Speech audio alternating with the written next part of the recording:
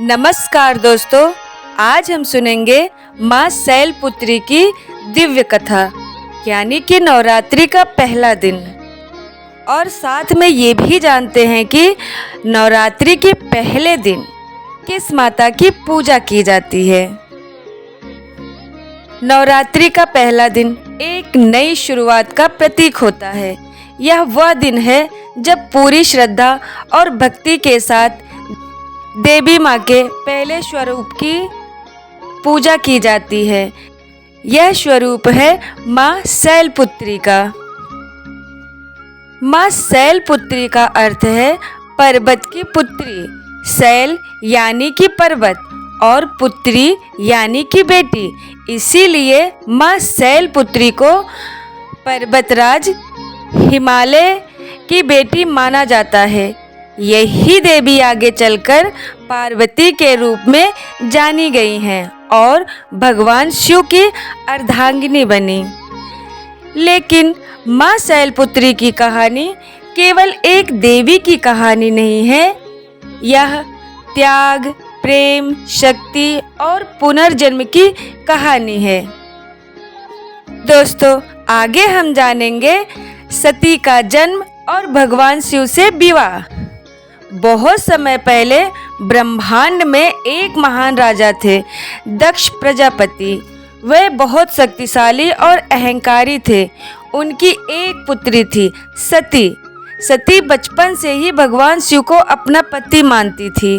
उनके मन में शिव के प्रति अटूट प्रेम और भक्ति थी।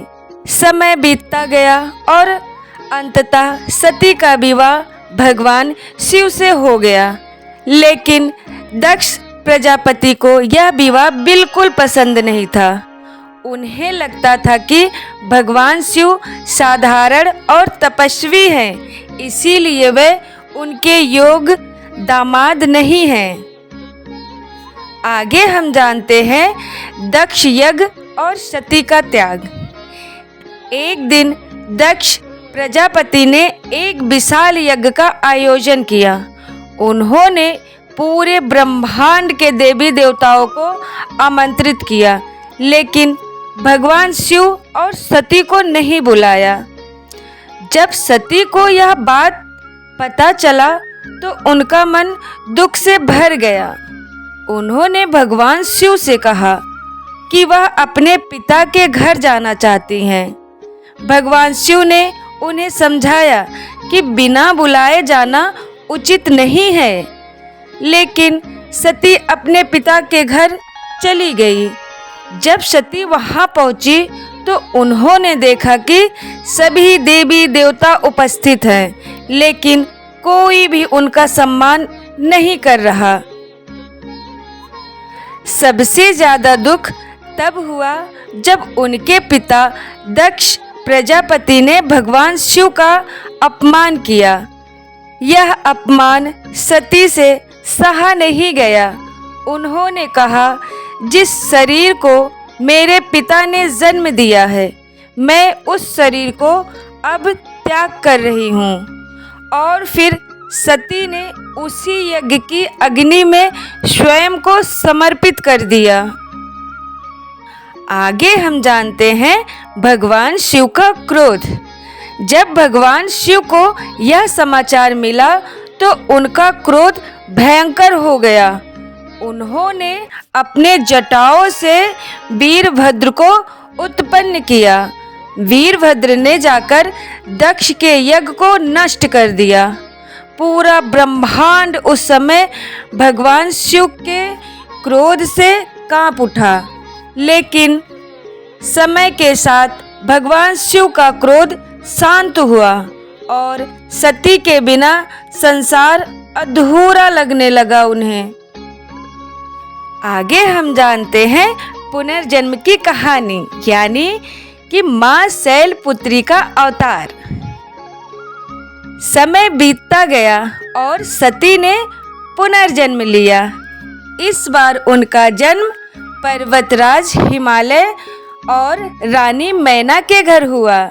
इसीलिए उन्हें कहा गया शैलपुत्री यानी पर्वत की पुत्री। बचपन से ही शैलपुत्री बहुत दिव्य और तेजस्वी थी। उनके चेहरे पर अद्भुत आभा थी। जैसे जैसे वह बड़ी हुई, उन्हें अपने पिछले जन्म की याद आने लगी। उनके मन में फिर से भगवान शिव के प्रति प्रेम और भक्ति जाग उठी। दोस्तों, अब आगे जानते हैं तपस्या और भगवान शिव की प्राप्ति। माँ शैलपुत्री ने भगवान शिव को पाने के लिए कठोर तपस्या शुरू की। उन्होंने कई वर्षों तक कठिन साधना की। कभी केवल फल खाए, कभी केवल पत्तों पर जीवन बिताया। उनकी भक्ति और तपस्या इतनी महान थी कि पूरा ब्रह्मांड उनकी शक्ति को महसूस करने लगा। अंततः भगवान शिव उनकी तपस्या से प्रसन्न हुए और उन्हें अपनी पत्नी के रूप में स्वीकार किया। इस प्रकार शैलपुत्री ही आगे चलकर माँ पार्वती बनी। माँ शैलपुत्री का स्वरूप बहुत ही दिव्य और शांत होता है। वे नंदी बैल पर सवार रहती हैं। उनके दाहिने हाथ में त्रिशूल होता है, बाएं हाथ में कमल का फूल होता है। उनका यह स्वरूप शक्ति, धैर्य और स्थिरता का प्रतीक है। दोस्तों, आगे हम जानेंगे नवरात्रि के पहले दिन की पूजा। नवरात्रि के पहले दिन भक्त घट स्थापना करते हैं और माँ शैलपुत्री की पूजा करते हैं। इस दिन माँ से प्रार्थना की जाती है कि वे जीवन में शक्ति और सकारात्मकता प्रदान करें। मान्यता है कि माँ शैलपुत्री की पूजा करने से जीवन की कठिनाइयाँ दूर होती हैं। दोस्तों, आगे हम जानेंगे माँ शैलपुत्री का आध्यात्मिक संदेश। माँ शैलपुत्री हमें सिखाती है कि जीवन में चाहे कितनी भी कठिनाइयाँ आए, अगर हमारे अंदर आस्था, धैर्य और विश्वास है तो हम हर चुनौती को पार कर सकते हैं। उनकी कहानी हमें यह भी सिखाती है कि सच्चा प्रेम और भक्ति कभी व्यर्थ नहीं जाते। जब भी जीवन में निराशा आए, जब भी लगे कि सब कुछ खत्म हो गया है, तब माँ शैलपुत्री को याद कीजिए। वे हमें याद दिलाती हैं कि हर अंत के बाद एक नई शुरुआत होती है। दोस्तों, नवरात्रि का पहला दिन हमें यह संदेश देता है कि शक्ति हमारे अंदर ही मौजूद है। बस ज़रूरत है उसे पहचानने और जागृत करने की। माँ शैलपुत्री की कृपा से हर भक्त के जीवन में सुख, शांति और शक्ति बनी रहे। जय माता दी। थैंक यू दोस्तों। अगर ये कहानी आपको अच्छी लगी हो तो please like and subscribe my channel. Thank you.